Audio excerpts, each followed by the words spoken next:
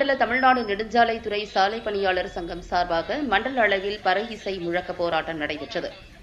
தமிழக அரசு மற்றும் நெடுஞ்சாலைத்துறை அமைச்சர் சாலை பணியாளர்களின் 41 மாத கால பணி நீக்கத்தை சென்னை உயர்நீதிமன்ற வழக்கின்படியும் மேலும் முறையிட்டு மனுவை திரும்பப் பெற்று பணிக்காலமாக முறைப்படுத்தி ஆணை வழங்கக் கோரியும் ஆணையத்தை கலைப்பது, நெடுஞ்சாலை பராமரிப்பு பணியை அரசே செய்வது போன்ற பல்வேறு முக்கிய கோரிக்கைகளை வலியுறுத்தி மண்டல அளவில் பறை இசை முழக்க போராட்டம் மிக சிறப்பாக நடைபெற்றது.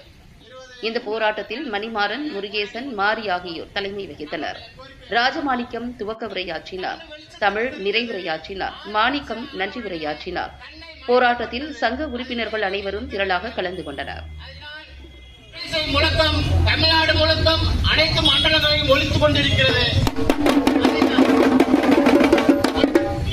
இந்த பறையிசை முழக்கத்தை கடைசி போராட்டமாக நினைத்துக் கொண்டு வருங்காலங்களில் நம்மளுடைய கோர்ட்டும் சொல்லிவிட்டது நமக்கு உண்டான நீதியை.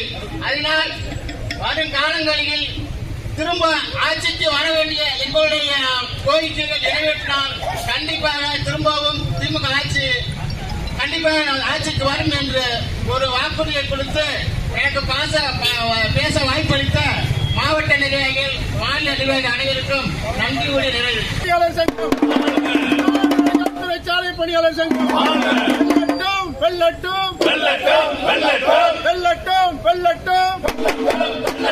தமிழகம் முழுவதுமாக மண்டல போராட்டம் வெல்லட்டும், சிறக்கட்டும். தமிழக அரசு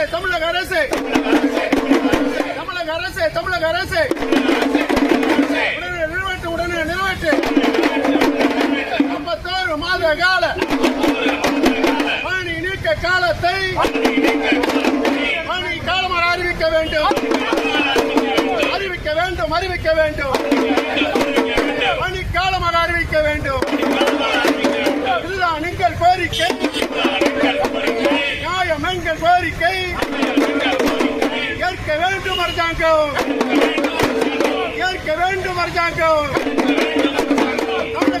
தமிழக அரசு